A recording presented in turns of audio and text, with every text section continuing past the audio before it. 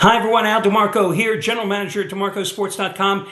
And no, this is not your daily video report where I have complimentary college basketball plays. You know, the plays I've won 23 out of 29 in college hoops over the past 3+ weeks. Yes, 23 out of 29 with the plays I've been giving away here for free on the video report. And rest assured, I will have plenty of college basketball releases here for free for the big dance over the next couple of weeks for you. No, this is going to be, for the 17th straight year, my free bracket advice video. And why is that important? Because I believe I have an inherent advantage over just about everyone here watching the video, and don't take that as a slight. But listen, I've been watching and following college hoops since the season began in November. Not just the big major conference teams, but all the teams from all the conferences. And listen, I don't think there's that many guys in the media, and you've heard them all talking. With few exceptions, I don't think many of them have followed teams and conferences as much as I have day in, day out, because it's a chore. But then again, it's my job, right? This is what I do.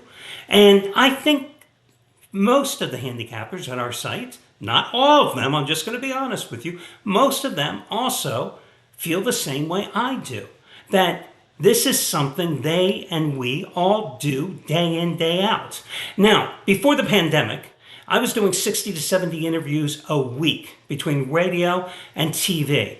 Nobody wanted to talk about the games from a betting perspective. Everybody wanted to talk about advice to how to fill out the brackets. And to be honest with you, I think most of the guys interviewing me at the time, they were asking about games because they wanted advice personally, not for their audience, on how to fill out particular games in their bracket. And I get it. It's what we do.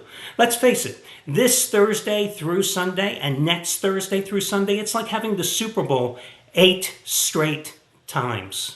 That's what it's like. If you've never been to Vegas, everybody says to go to Vegas, you got to go to Vegas for the Super Bowl. No, no, no.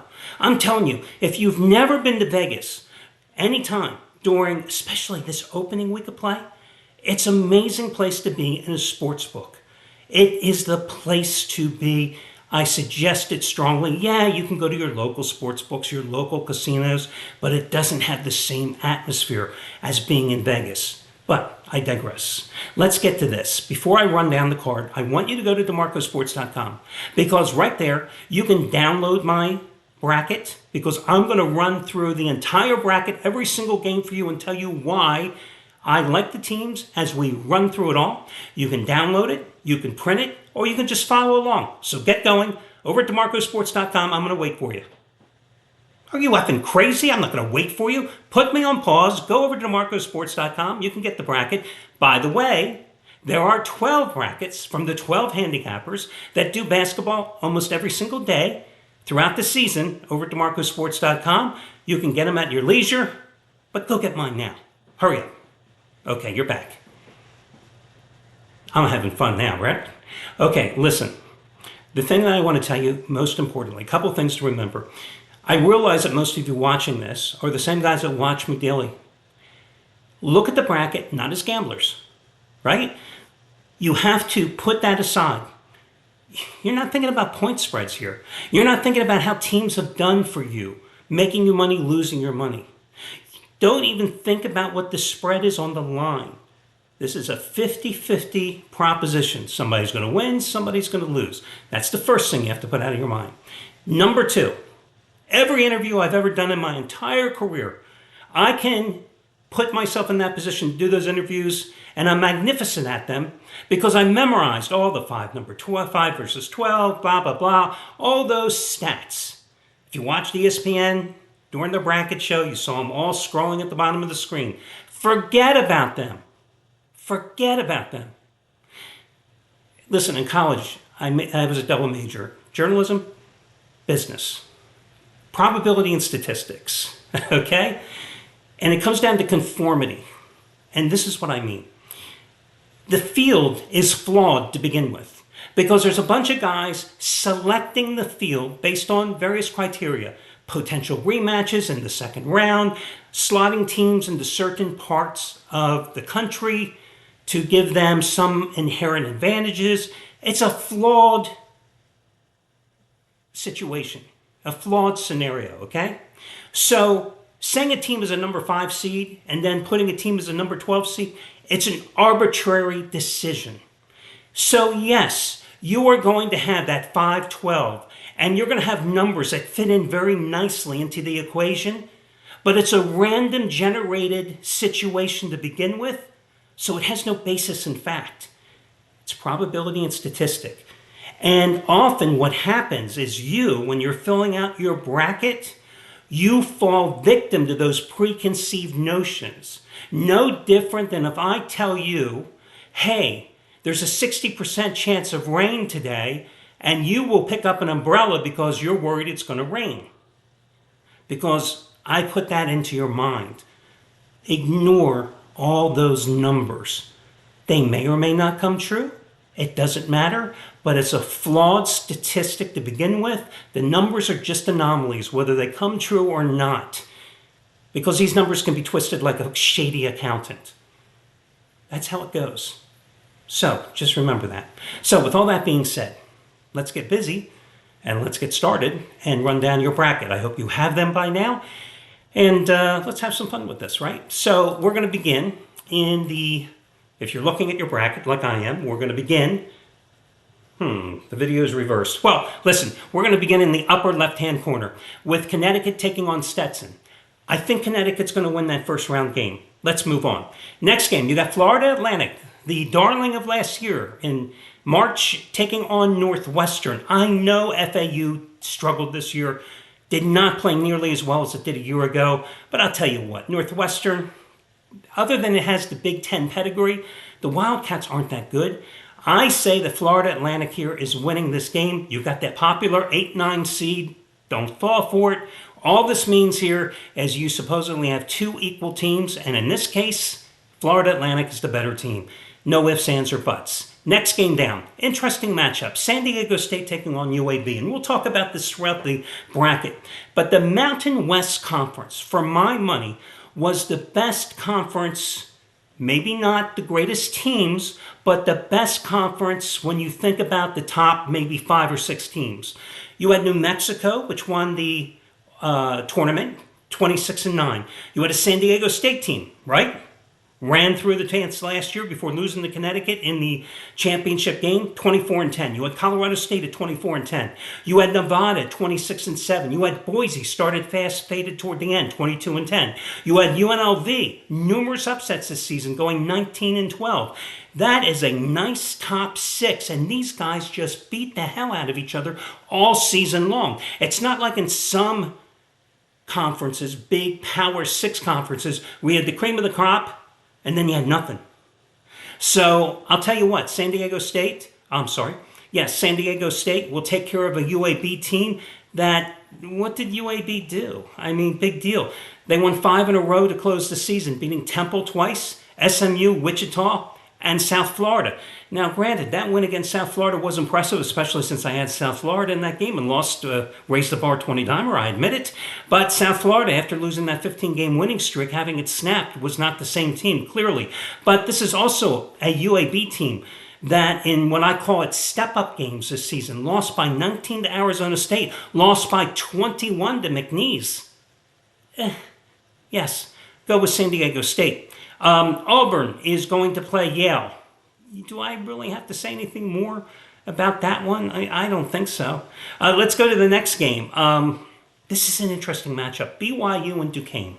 Now, I sang the praises of the Dukes towards the end of the season, used them a number of times, but here you have something very interesting, and I think a dynamic that often plays into the postseason in the first round. You have a Duquesne team that played 4 tough games in 4 days, ending with in 5 days, ending in the A-10 championship game on Sunday. A Duquesne team that's won 8 in a row. Now, to their benefit, the Atlantic 10 championship is staggered, where even though they could have played 4 in 4 days, they played 4 in 5 days. You have BYU, a team that played its last game on Thursday. The Cougars have a little more rest, and obviously they were scouting in advance because you knew it was either going to be Duquesne or VCU that you were going to play, and you had the benefit of watching that game on Sunday.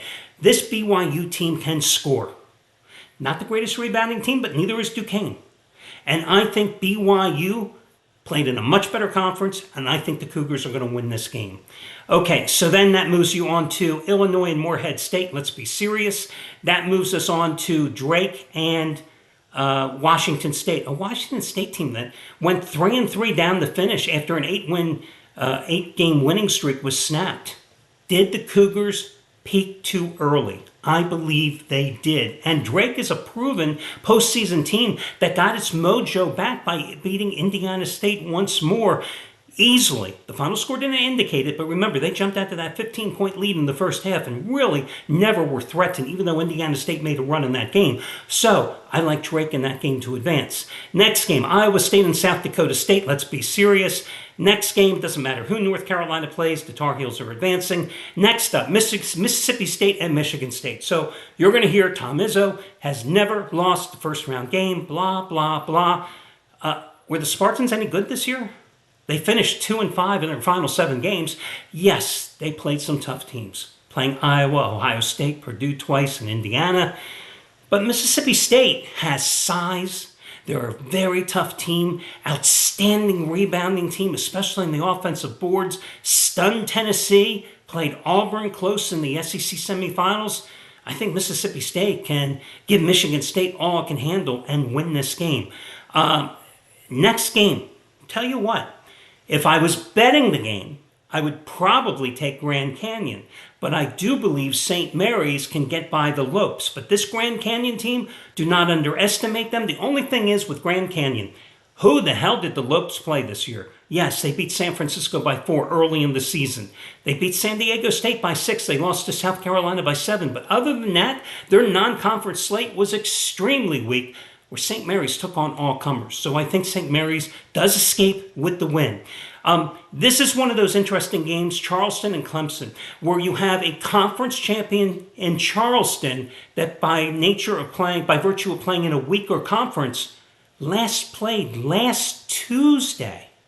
Okay? So the fact that Charleston has won 12 in a row doesn't mean much to me. Coming into this game, I am not impressed with Charleston. So, Alabama, did Alabama struggle down the stretch, losing 4 of its final 6 with the only one of the 2 wins coming in overtime against Arkansas? But keep in mind, those 4 losses, Tennessee, at Florida, against Florida in the tournament, and at Kentucky. Not exactly the little sisters of the poor. So Alabama's going to win that game. Not a game I would bet on, of course. Then maybe Charleston would be a consideration, but we're only picking the straight-up winners here. Next game, good game, New Mexico and Baylor. Remember what I said about the Mountain West Conference. Damn good competitive conference. And New Mexico has 4 guys that can put the ball in the hoop. Jalen House, one of their guards, 16.1 points a game. Jamal Mashburn Jr., 14.4 points a game.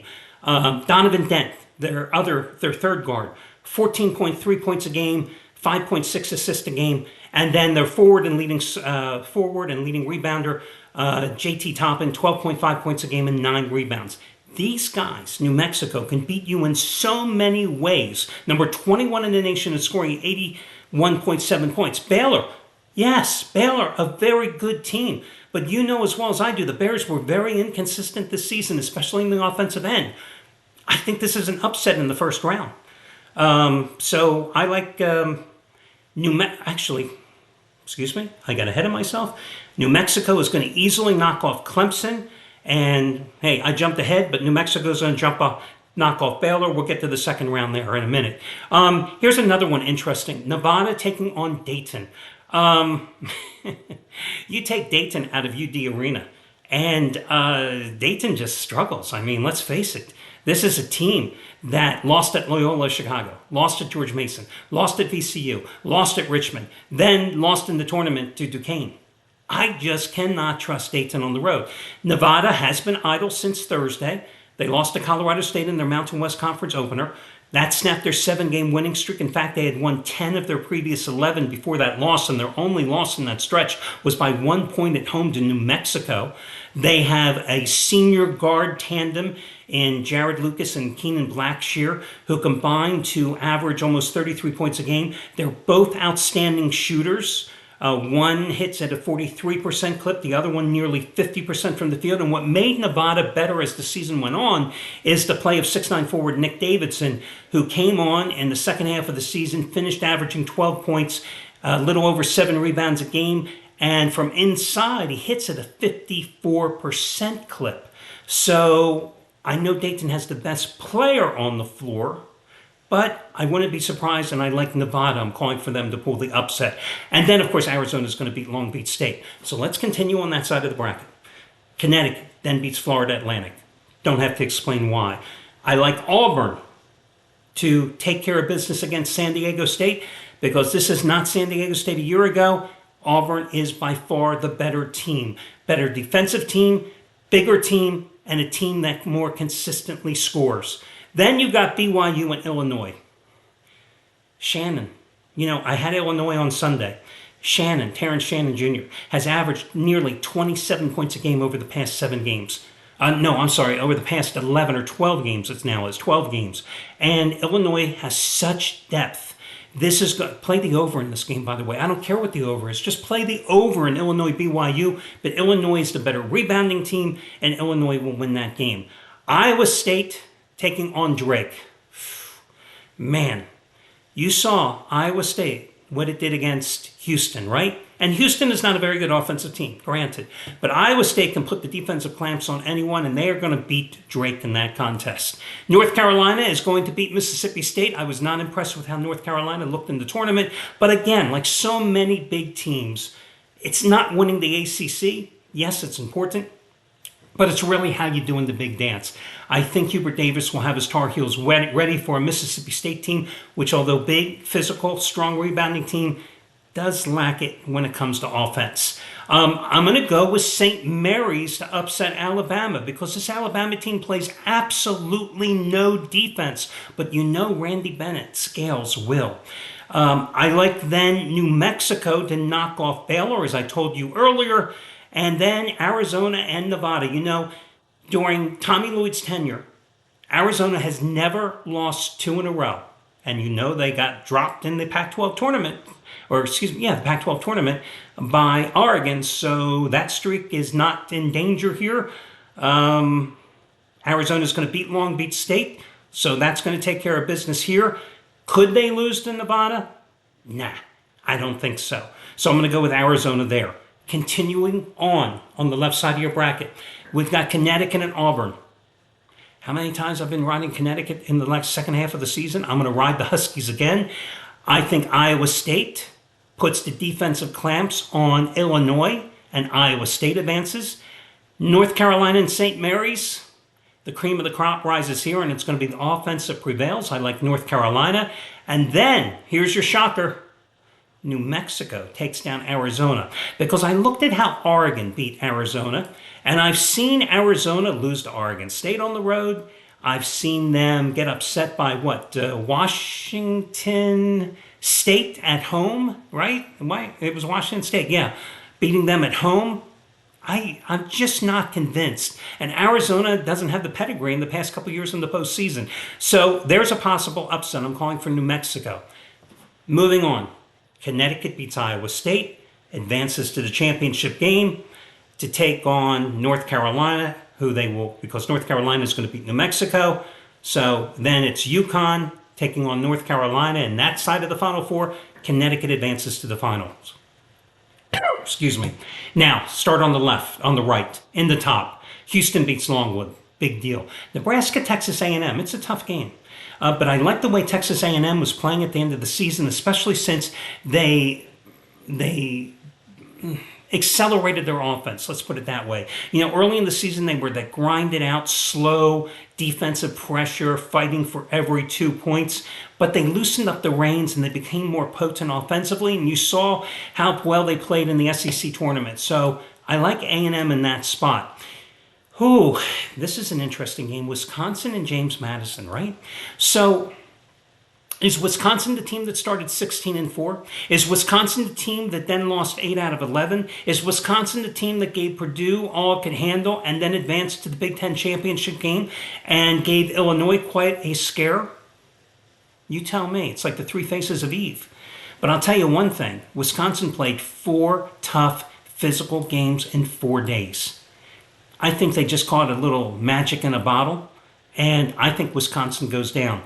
James Madison is not going to be intimidated by playing Wisconsin. This is a team that opened the season winning outright as a double-digit dog at Michigan State, and in the very next game, in double overtime, went to Kent State and snapped the Golden Flash's 23-game home winning streak. This is a team, James Madison, that can put plenty of points on the board, and I think James Madison is going to win this game. Forget about the points. I like James Madison.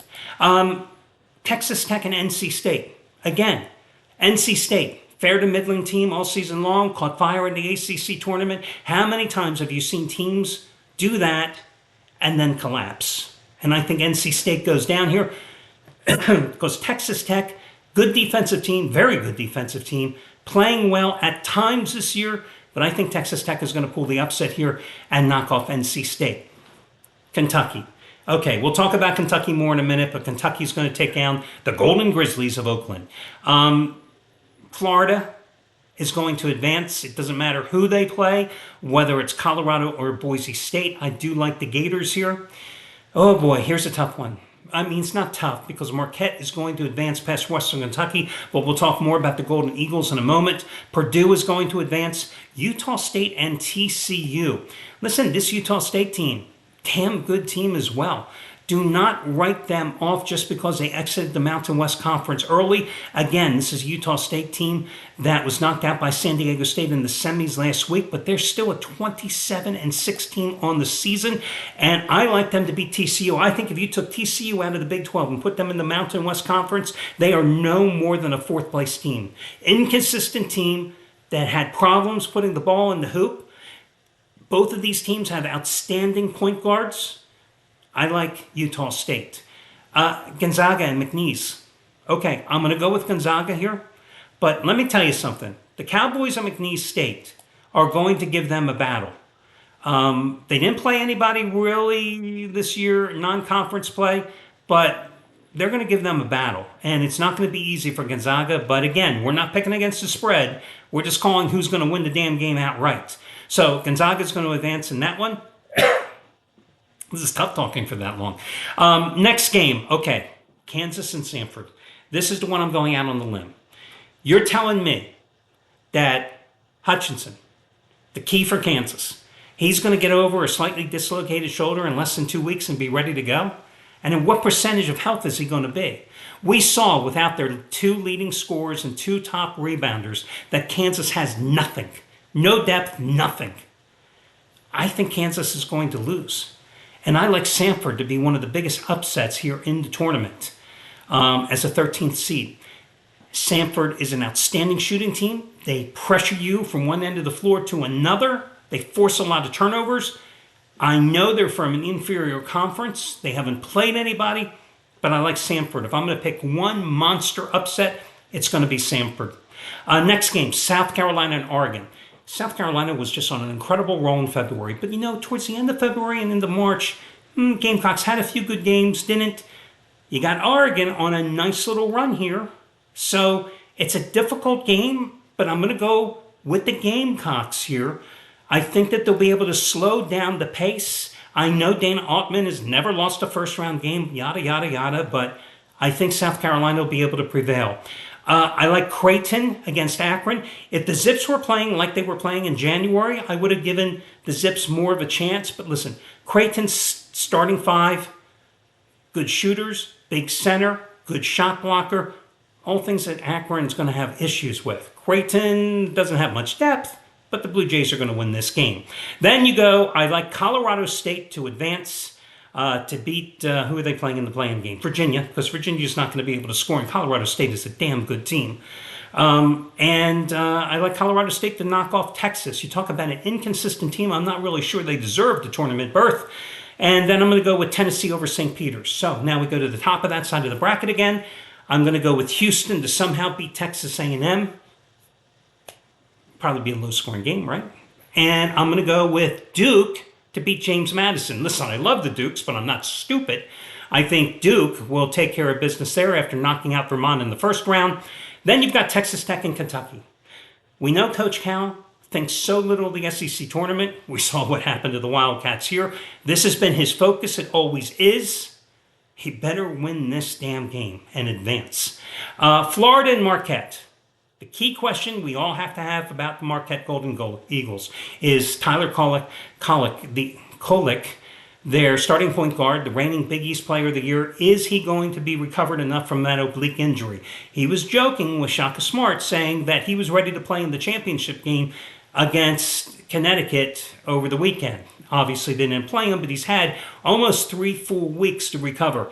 If he's healthy, Marquette is going to make a run, as you shall soon see.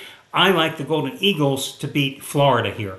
Next, Purdue and Utah State. Yeah, I like the Aggies, but I don't think they're going to beat Purdue. Gonzaga and Samford. Sure, I like Samford, but not going to beat Gonzaga.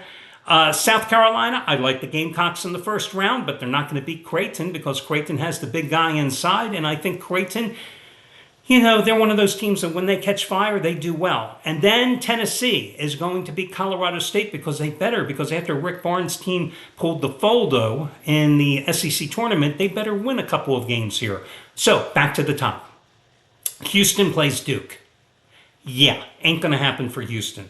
Duke's size is going to be too much, and their guard play is going to carry them in this contest. Duke advances. Kentucky and Marquette. Again, question mark. If Marquette is healthy, I'm going with them, and I'm taking the Golden Eagles there. Purdue and Gonzaga. Listen, Gonzaga, the second half of the season, after they went to Kentucky, they were a different team. They were a different team. Lost only one game. That was the rematch in the West Coast Conference Championship game against St. Mary's in Nevada, in Las Vegas. I like Gonzaga to beat Purdue because Purdue is a two-man team, and that is it. And Matt Painter's team always seems to fold in the postseason. And then Tennessee and Creighton. I think the defense of Tennessee shines here, and the Volunteers win it. So now we advance. Duke and Marquette. I'm going with Marquette. Yes, I'm pushing all my chips in on the Golden Eagles. We have Gonzaga and Tennessee. I'm pushing my chips in on the better defensive team in Tennessee. They are not going to be intimidated by playing Gonzaga. And that leads me to Marquette beating Tennessee. Yeah, I know it's a risky proposition, and you know what that means. It's Connecticut and Marquette, and I had Connecticut in every game against Marquette this season from a betting perspective, and I'm going to go with Connecticut again to win the whole enchilada. So there you go. Good luck, everybody. By the way, if you don't come out of the first round with at least 24 wins, you can't win your tournament bracket. That's what I've always believed. I hope that helps. Good luck to you all, and talk to you again here later in the week with your complimentary plays.